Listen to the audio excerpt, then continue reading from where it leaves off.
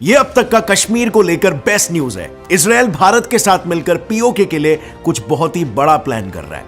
Hello friends, मेरा नाम है गौरव और हाल ही में हमारे इंडिया के डिफेंस मिनिस्टर ने पहली बार कश्मीर की धरती से ही डंके की चोट पर यह कह दिया है, हम अपने बाकी बचे हिस्से जैसे गिलगित और बाल्टिस्तान तक पहुंचे। एंड नहीं, इंडिया के पास एक्चुअली इसके लिए एक प्लान भी है। Even top Indian army general ने भी ओपनली ये बयान दे दिया है, As far as Indian Army is concerned, Indian Army will carry out any order which is being given by the government of India. And whenever such orders are given, we'll always be ready for it.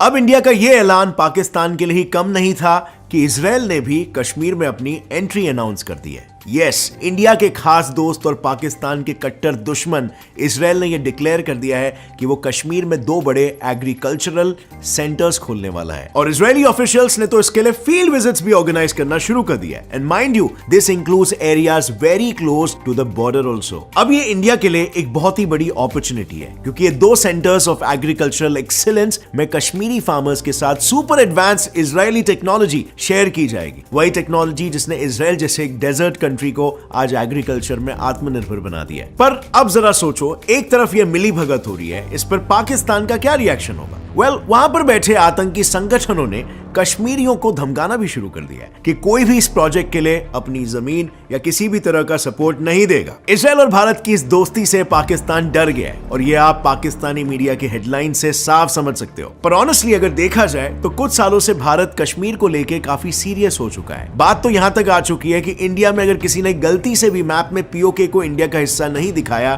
तो उसे 7 साल की jail या 100 करोड़ का fine भी हो सकता है। इसके अलावा याद है जब होम मिनिस्टर अमित शाह ने संसद में उत्तेजित होकर यह कह दिया था कि जम्मू एंड कश्मीर के पीओके को आप भारत का हिस्सा नहीं मानते हो क्या? एग्रेसिव ना हो, जान दे देंगे इसके लिए। He was clearly not kidding. Map तो सिर्फ एक एग्जाम्पल है। हाल ही में कश्मीर के 9000 फीट ऊंचे पहाड़ों में एक मेगा ट्राई सर्विस एक्सरसाइज भी हुआ था। यानी इंडियन आर्मी, नेवी और एयरफोर्स पहली बार ये तीनों एक साथ मिलकर कश्मीर में वॉर एक्सरसाइजेस कंडक्ट किए। आज कश्मीर दुनिया का सबसे मिलिटराइज्ड रीजन बन चुका है एंड इनफैक्ट ये भी कहा जाता है कि वहां पर मैरिज हॉल्स को भी मिलिट्री बैरक्स की तरह यूटिलाइज किया जा रहा है ताकि अगर कभी भी वहां पर जंग छिड़े तो हथियारों की कमी ना हो। पर सिर्फ डिफेंस ही नहीं, आज इंडिया सर उठा के ग्लोबल प्लेटफॉर्म्स पर सारे देशों को ये क्लियर कट मैसेज दे रहा है कि भारत कश्मीर का ये issue once and for all solve करके ही रहेगा, वो भी खुद के इनिशिएटिव से। रिसेंटली एक इंटरनेशनल कॉन्फ्रेंस में जब external affairs minister S Jaishankar को कॉन्डेसेंडिंगली ये कहा गया था, let's hope two democracies effectively, meaning India and Pakistan, Kashmir के इशू को अच्छे से रिजॉल्व कर लेंगे, तो इस पर जयशंकर जी ने बहुत ही स्मार्टली रिप्लाई दिया, don't worry senator, one democracy will settle it and you know which one.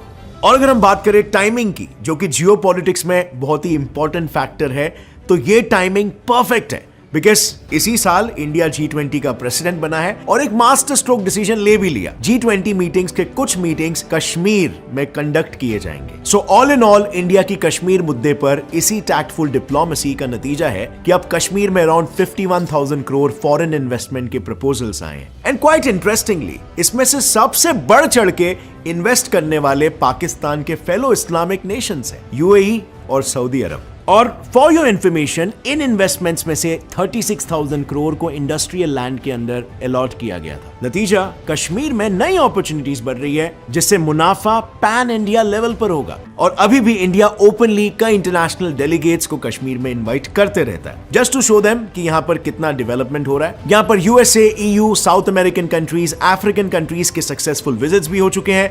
इसमें भी इंटरेस्टिंगली रशिया ने तो आज तक अपना डेलीगेशन ही नहीं भेजा, ये कह के कि हमें इंडिया के कश्मीर पॉलिसीज पर पूरा ट्रस्ट है, जो अगेन इंडिया के लिए एक बहुत ही अच्छा सोशल मैसेज सेट करती है। लेकिन कमिंग बैक टू इजराइल, तो इंडिया का कश्मीर में इजरायली सेंटर ऑफ एक्सीलेंस खुलवाना उसी कश्मीर की तरक्की की दिशा में एक मेजर कदम है। वैसे तो पिछले 10 साल से Indo Israeli agriculture project IAAP के थ्रू दोनों देश कोलैबोरेट कर रहे हैं, जिसका by the way success rate बहुत ही हाई है। इजरायली टेक्नोलॉजी के वजह से हरियाणा में टोमेटोज, कैप्सिकम और क्यूकम्बर का कल्टीवेशन 5 टाइम्स बढ़ चुका है और वो भी 65% कम पानी यूज करके। अब बस जरा सोचो, यही मिराकुलस टेक्नोलॉजीज कश्मीर के स्टेपल क्रॉप्स जैसे कि एप्पल्स, वॉलनट्स और सैफरन को अगर इंटरनेशनल एक्सपोर्ट के लिए फिट बना पाएगी तो इसमें कश्मीर की इकोनॉमी को कितना बड़ा पुश मिलने वाला है। और ये मत समझना इंडिया और इजराइल की दोस्ती बस यहीं तक सीमित है, ये तो सिर्फ एक पहलू है। फ्रेंडशिप तो बहुत ही गहरी है, ये काफी कम लोगों को पता होगा, लेकिन 2013 में इजराइल की एलीट स्पाई एजेंसी मोसाड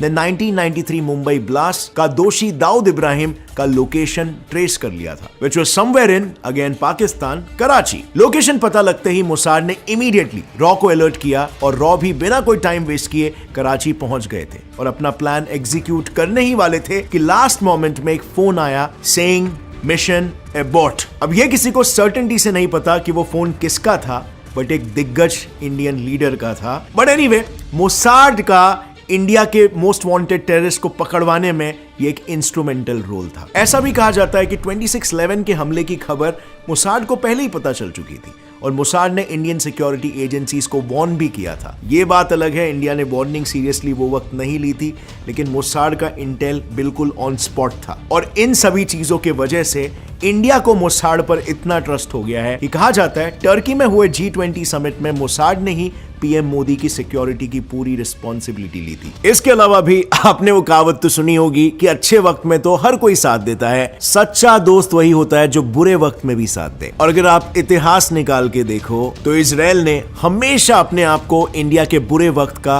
दोस्त साबित किया है। 1971 के इंडो पाकिस्तान वॉर में इंडिया के साथ डिप्लोमेटिक रिलेशंस की वजह से इजराइल ने इंडिया को आर्म्स और एमिनेशंस भिजवाए थे। एंड माइंड यू, ये आर्म्स एक्चुअली ईरान के लिए थे, लेकिन इंडिया को अर्जेंटली जरूरत पड़ गई, इसीलिए इजराइल ने उसे डाइवर्ट करके इंडिया भेज दिया। 1991 के कारगिल युद्ध में भी जब कोई भी देश इंडिया की मदद करने के लिए सामने नहीं आ रहा था, क्योंकि अमेरिका पाकिस्तान को बैक कर रहा था, इजराइल ने डायरेक्टली इंडिया की मदद की। इजराइल के खास high precision laser guided missiles की वजह से ही इंडियन एयरफोर्स कारगिल पहाड़ों के हाइट्स पर छुपकर बैठे पाकिस्तानी सोल्जर्स पर अटैक कर पाई। Let me tell you, America ने बहुत कोशिश की इन मिसाइल डिलीवरीज को डिले करवाने की, बट इजराइल ने ये नहीं होने दिया। फिर 1998 के पोखरण न्यूक्लियर टेस्टिंग के बाद जब इंडिया पर यूएस और वेस्टर्न कंट्रीज ने दुनिया भर के सैंक्शंस लगा दिए थे, तब भी इंडिया के आर्म्स सप्लाई में कोई भी कमी नहीं आई, क्योंकि इजराइल हमारे सारे डिफेंस नीड्स पूरे करने लगा। और ये मत भूलो कि इंडिया के हिस्टोरिक बालाकोट एयर स्ट्राइक्स में आईएएफ ने इजरायली स्मार्ट बॉम्ब से ही टेररिस्ट लॉन्च पैड्स को ढेर किया था। इसके अलावा भी इजराइल ने तो अनअपोलोजेटिकली ये कह दिया है कि वो कश्मीर के मुद्दे पर पाकिस्तान को कभी सपोर्ट नहीं करेंगे। प्लस इजराइल ने ओपनली इंडिया को टेररिज्म से लड़ने के लिए अपना अनकंडीशनल सपोर्ट भी ऑफर किया। और ये सब के पीछे एक मेन रीजन है, India and Israel are united by a common enemy. 2017 में जब नरेंद्र मोदी इजराइल जाने वाले पहले इंडियन प्रधानमंत्री बने, तब क्वाइट इंटरेस्टिंगली उनको सबसे पहले मिलाया गया मोशे से। मोशे 2 साल के एक बच्चे थे जब उनके पेरेंट्स 26/11 को नरीमन हाउस पर हमले में मारे गए। अब पीएम मोदी को मोशे से मिलवाना इजराइल की तरफ से एक बहुत ही सिंबॉलिक मूव था, जस्ट टू शो कि मोशे सिर्फ एक सर्वाइवर नहीं है, वो एक रिमाइंडर है इजराइल और इंडिया के कॉमन एनिमी का, जो कि है टेररिज्म। इंडिया के केस में Pakistan manufactured terrorism to be specific, and you will be shocked to know 1980s में तो इंडिया और इजराइल मिलकर पाकिस्तान के न्यूक्लियर रिएक्टर को बॉम्ब तक करने वाले थे। टारगेट पर था पाकिस्तान के कहूटा का under construction nuclear reactor. Israel already दुश्मन देश इराक के न्यूक्लियर रिएक्टर्स पर सक्सेसफुल अटैक कर चुका था और इसीलिए उसे एक्सपीरियंस था, लेकिन इजराइल को बस ये डर था कि पाकिस्तान अपने न्यूक्लियर एमिनिटीज इराक को पहुंचा सकता है। इनफैक्ट इजराइल के पास पाकिस्तान के सीक्रेट रिएक्टर के डिटेल्ड सैटेलाइट फोटोग्राफ्स भी थे और आईएएफ ने तो मिलिट्री एक्सरसाइजेस भी करना शुरू कर दिया था। प्लान पूरी तरीके से तैयार था कि इजरायली प्लेन्स जामनगर एयरबेस से टेक ऑफ करते और हिमालय के थ्रू पाकिस्तान के एयर स्पेस में घुसते। ये प्लान को पीएम इंदिरा गांधी ने अप्रूव भी कर दिया था, बट अनफॉर्चुनेटली यूएस और पाकिस्तानी इंटेलिजेंस को इसकी भनक पड़ गई और जस्ट लास्ट मोमेंट पर the plan was called off और पाकिस्तान बाल बाल बच गया। बट फ्रेंड्स, अब इसमें नेचुरली एक दूसरा सवाल उठता है कि इजराइल और पाकिस्तान एक दूसरे के दुश्मन क्यों? Well, just look at this. ये है पाकिस्तान का पासपोर्ट, इस पे सबसे ऊपर बड़े अक्षरों में लिखा हुआ है, this passport is valid for all countries of the world accept Israel. और अगर इसके खिलाफ कोई पाकिस्तानी आवाज उठाए तो उन्हें सीधा अरेस्ट कर लिया जाता है। इनफैक्ट पाकिस्तान के कई स्कूलों में सबसे पहली सीख तो ये दी जाती है कि Hindus are kafirs and Jews are enemies of Islam. और सबसे ज्यादा गौर करने वाली बात तो ये है कि पाकिस्तान अब तक इजराइल को रिकॉग्नाइज ही नहीं करता एज अ कंट्री। ये सब इंसिडेंसेस एक ही डायरेक्शन में पॉइंट करते हैं कि अगर इंडिया के बाद पाकिस्तान को किसी से नफरत है तो वो है इजराइल। और इस दुश्मनी की जड़ दोनों भी कंट्रीज के आइडियोलॉजीज में ही है। दोनों की आइडियोलॉजीज एक दूसरे से एकदम ऑपोजिट है। एक जूइश स्टेट है और दूसरा इस्लामिक। बेसिकली पाकिस्तान का इंडिया के बारे में जो सोचना है वैसा ही कुछ इजराइल के बारे में भी सोचना है। मतलब उसे जैसे लगता है कि इंडिया ने मुस्लिम मेजॉरिटी कश्मीर पर कब्जा किया है, वैसे ही इजराइल ने भी मुस्लिम डोमिनेटेड पैलेस्टीन पर इलीगली कब्जा किया हुआ है। सो वो इजराइल को तब तक रिकॉग्नाइज नहीं करेगा जब तक वो पैलेस्टीन को फ्री नहीं कर देते। इनफैक्ट इजराइल ने जब भी कोई वॉर लड़ा था, पाकिस्तान हमेशा ऑपोजिट कंट्री को हेल्प करता था। पाकिस्तान को इजराइल इतना नापसंद है कि कुछ पाकिस्तानियों को तो यह भी लगता है कि बालाकोट स्ट्राइक में इंडिया ने इजरायली पायलट्स को ही भेजा था। सो अब फ्रेंड्स, आई थिंक ये सब क्लियरली एक्सप्लेन करता है कि क्यों पाकिस्तान इजराइल की कश्मीर में एंट्री से तिलमिलाया हुआ है। सो पीओके पर इजराइल का इंडिया को सपोर्ट एकदम साफ है, आप लोग ने देखा। लेकिन मेरे हिसाब से पाकिस्तान को फिलहाल कश्मीर और कश्मीरियों पर से नजर हटा के अपने देश और अब उसकी इकोनॉमी पे डालना चाहिए। क्या आप अवेयर हो कि चाइना अपने एग्रेसिव स्ट्रेटजीज के तहत धीरे धीरे करके पाकिस्तान को खरीद रहा है? वेल फ्रेंड्स, चाइना ये बहुत ही स्ट्रेटेजिकली कर रहा है और इस पूरी स्ट्रेटेजी को हमने हमारे इस वीडियो में अनकवर किया था, जिसे आप देख सकते हो इस पे क्लिक करके। अब पीओके की बात करते हुए आपको क्या लगता है, अगर इंडिया पीओके को कैप्चर करने के लिए कोई जंग छेड़ देता है तो उसमें कौन कौन सी कंट्रीज इंडिया का साथ देगी? इंडिया की जियोपॉलिटिकल स्टैंडिंग आज के तारीख में काफी स्ट्रांग हो चुकी है। सो कौन होंगे इंडिया के साइड और कौन होंगे पाकिस्तान के साइड? कमेंट्स में बताना। अगर इस वीडियो से कुछ भी नया सीखने मिला, एक लाइक जरूर ठोकना। Gets it by fact channel को सब्सक्राइब कर लो। Stay curious, keep learning, keep growing. जय हिंद।